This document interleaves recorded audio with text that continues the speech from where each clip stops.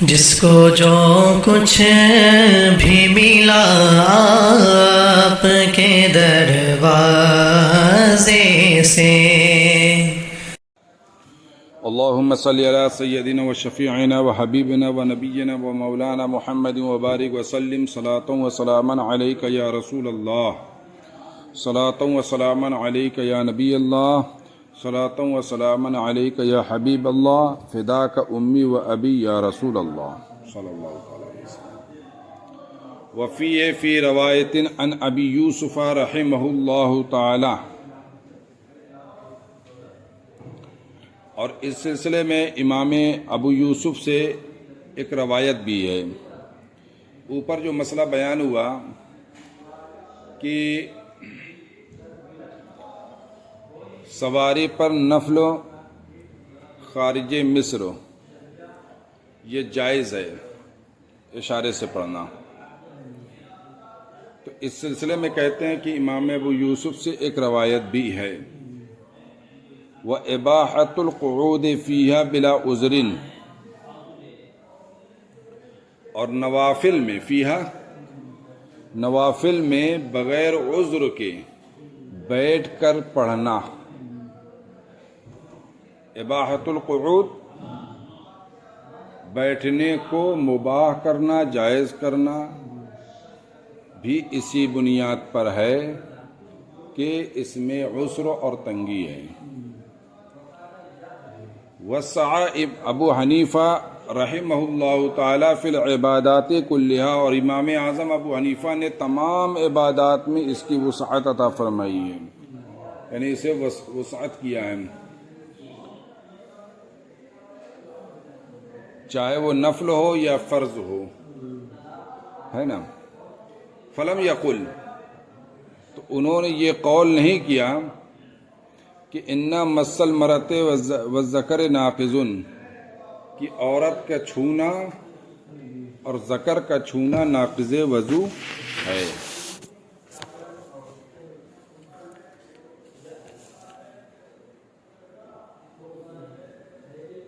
مس ذکر اور مس مرأت، اس کا قول امام اعظم نے نہیں کیا ہے. کیوں؟ اس لیے کہ اس میں عسر اور تنگی ہے، جبکہ ائمہ ثلاثہ کے نزدیک یہ تینوں کیا ہیں؟ ناقض وضو ہیں.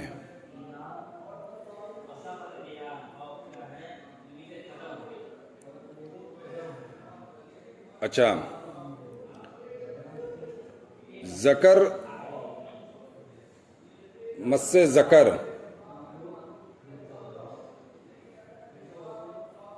ناقض وضو ہے،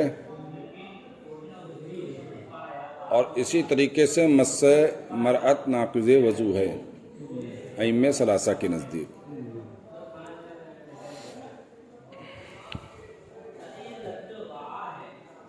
امام احمد ابن حنبل اور امام مالک رحمہ اللہ تعالی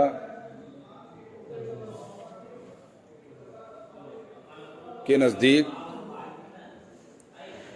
قبل اور دبر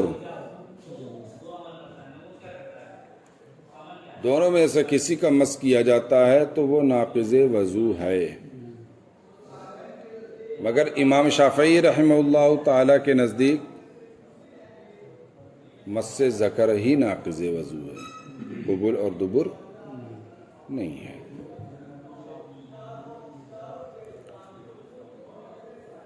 مس مرأت کے سلسلے میں امام شافعی کہتے ہیں مطلقاً مس مرأت ناقض وضو ہے.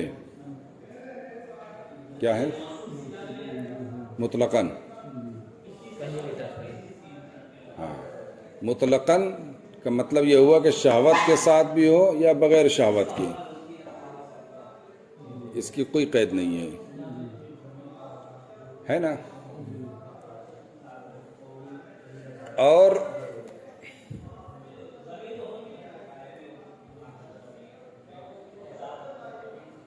امام احمد ابن حنبل کے نزدیک یہ قید ہے کہ شہوت کے ساتھ اگر چھوئے گا تو ناقض وضو ہے. مس مراد کی بات چل رہی ہے. اب قبول کی بات نہیں چل رہی، اب قبول والے بات مس ذکر میں ہو چکی، اب مس مراد کی بات چل رہی ہے۔ تو امام احمد ابن حنبل کہتے ہیں کہ چھوئے گا تو ناقض وضو ہے، اور امام مالک رحمہ اللہ کے نزدیک یہ ہے کہ مس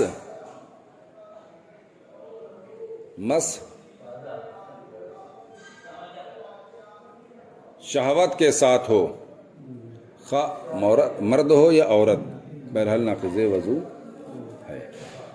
ہے نا، سمجھ میں آئے؟ تو اب مس سے مراد میں قبول دبر نہیں، قبول دبر ذکر کی طرف ہے نا۔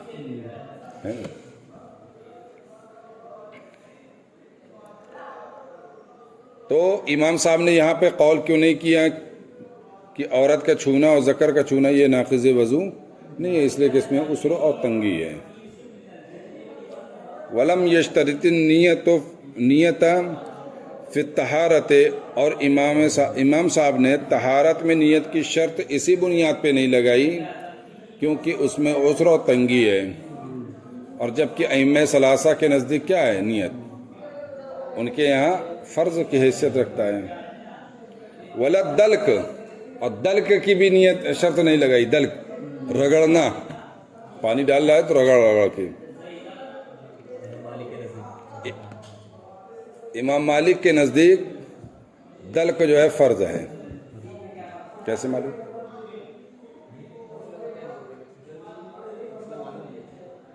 آپ کو شوافے کے نہیں، مالک کو کیسے معلوم؟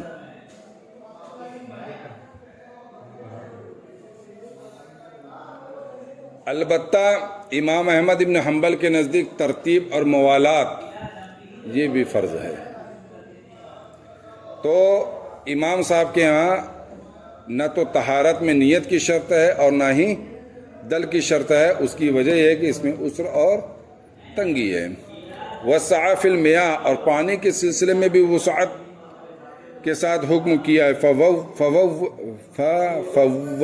الی الرائے المبتلا بہ، مبتلا بھی کی رائے کی جانب اس کو تفویض کر دیا۔ کیا مطلب؟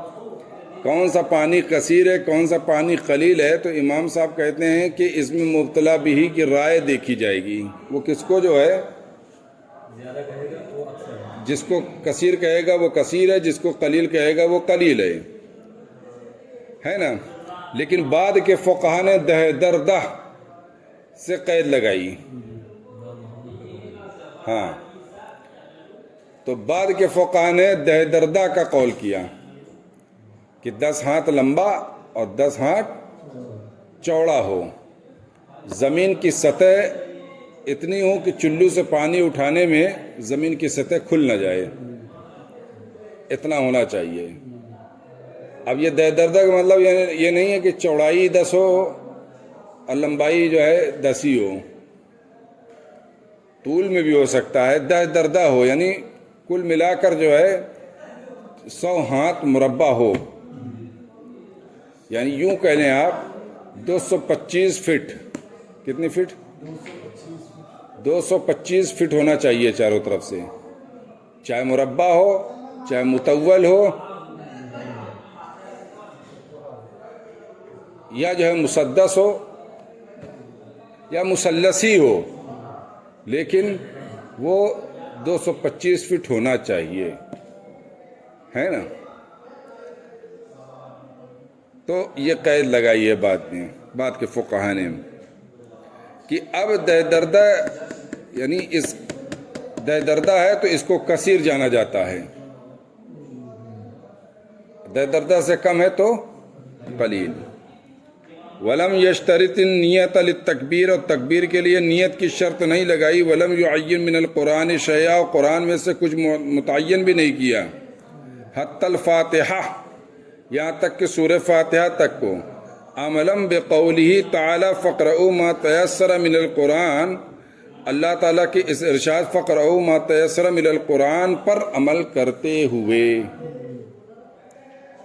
کیا خیال ہے؟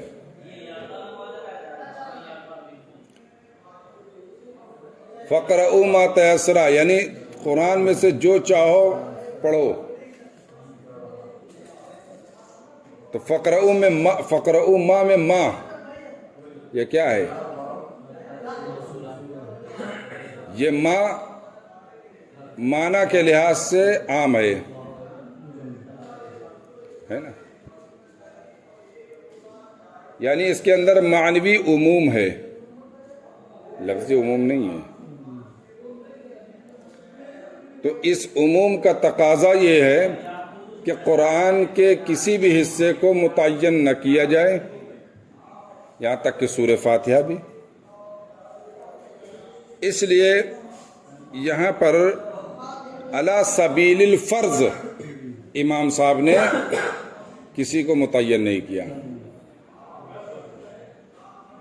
ہاں علی سبیل الواجب ہے سورہ فاتحہ کا پڑھنا. والتعین بحیث لا یجوز غیرہ عسر، اور معین کرنا اس طرح کہ اس کے علاوہ جائز نہیں، یہ کیا ہے؟ تنگ ہے، عسر ہے. واسقط القراءۃ یعنی معموم سے یعنی مقتدی سے قراءت کو ساقط کیا، بل منعہ منہ، بلکہ اس کو قراءت سے منع کیا، شفقتاً علی الامام، امام پر جو ہے مہربانی کرتے ہوئے. مقتدی حضرات اگر پڑھیں گے امام کو دقت آئے گی کہ نہیں آئے گی؟ مقتدی بھی پڑھ رہے ہو، امام بھی پڑھ رہا ہو، ہے نا. اس دقت اور تنگی کو محسوس آپ کر سکتے ہیں یوں کہ اگر آپ بھی پڑھیں سب بغل والے بھی پڑھیں تو ایک آدمی کہ چپ رہا یار پڑھا ہوں میں، ہے نا. تو یہ شفقتاً علی امام ہے، یعنی مقتدی کی قرات ساقط ہے، یہ امام پر جو ہے کیا ہے؟ شفقت ہے. دفعاً للتخلیق عنہ، اور امام سے تخلیق کو دفع کرنے کے لیے ہے. بھئی دونوں اگر قرات کر رہے ہیں مقتدی اور امام دونوں، تو خلط ملط کا اشتباہ ہوگا، تو اس اشتباہ کو دور کرنے کے لیے بھی مقتدی سے قرات کو ساقط کر دیا ہے، کیونکہ اس میں تنگی ہے. کما یشاہد فی الجامع الازہر، جیسے کہ جامع ازہر میں اس کا مشاہدہ کیا جا سکتا ہے. مصر کے نہ تھے یہ، اور مصر کے تھے تو جامع ازہر میں جو ہے اس کا مشاہدہ کیا جا سکتا ہے. علامہ ابن نجیح مصری. ولم یخص تکبیر الافتتاح بلفظ، اور تکبیر افتتاح کو کسی لفظ کے ساتھ خاص نہیں کیا. وانما جوزہ بکل ما یفید التعظیم، اور تکبیر افتتاح کو ہر اس لفظ سے جائز قرار دیا جو تعظیم کا فائدہ دے. واسقط نظم القرآن عن المصلی، مصلی سے نظم قرآن کو ساقط کیا. فجوزہ بالفارسی، اسے فارسی میں بھی جائز قرار دیا. تیسیراً علی الخاشعین، نمازیوں پر آسانی کے لیے. وروا رجوع عنہ، اور اس سے امام صاحب کے رجوع کی روایت ہے، یا رویہ پڑھو، رویہ رجوع عنہ، اور امام صاحب سے اس کے رجوع کی بھی روایت کی گئی ہے کہ انہوں نے فارسی میں جو ہے قرات کو جو ہے رجوع کر لیا ہے. واسقط فرض تمانینت پھر رکوع و سجود، اور رکوع و سجود میں تمانینیت کے فرض کو ساقط کر دیا. تیسیراً، بھئی رکوع کر رہا ہے پھر سجدہ کر رہا ہے تو تمانینیت جو ہے، تمانینیت یعنی تعدیل ارکان، اس کی فرضیت کو ساقط کیا ہے. اس میں تنگی ہے. ہاں واجب ضرور ہے، یہ آسانی کے لیے. واسقط لزوم التفریق علی الاصناف الثمانیہ فی الزکاۃ و صدقۃ الفطر، اور زکوٰۃ اور صدقہ فطر میں 8 اقسام پر تفریق کے لزوم کو ساقط کر دیا. یعنی زکوٰۃ 8 کے 8 قسم پر تفریق کرے تبھی ادا ہو، اس کو تنگی ہے. پتہ ملے کہ نہ ملے 8، ہیں ایک ہی ملے کبھی 2 ملے، تو اس میں تنگی تھی. اس لیے جو ہے جو 8 اقسام پر تقسیم کا لزوم تھا اس لزوم کو ساقط کر دیا ہے.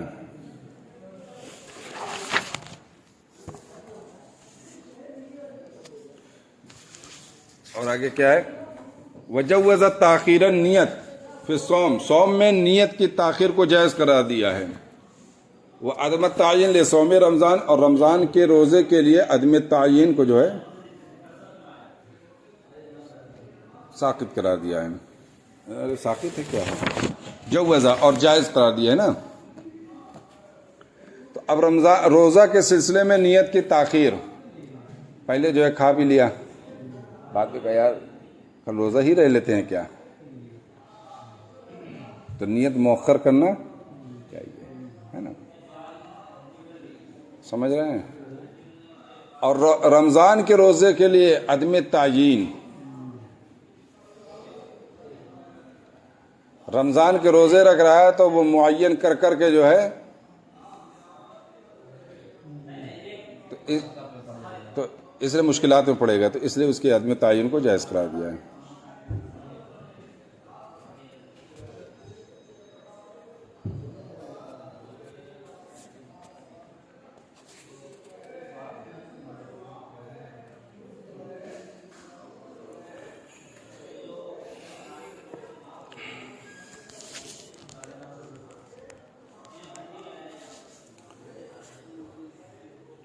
ولم یجعل للحج الا رکنین، حج کے لیے دو رکن کے سوا کوئی رکن نہ بنایا. ایک ہے وقوف، دوسرا کیا ہے؟ الوقوف و طواف الزیارت، اور اس کو یہ بھی الوقوف و طواف الزیارت بھی پڑھ سکتے ہیں. ولم یشترط الطہارۃ لہ ولا الستر، اور اس کے لیے طہارت اور ستر کی شرط نہیں لگائی.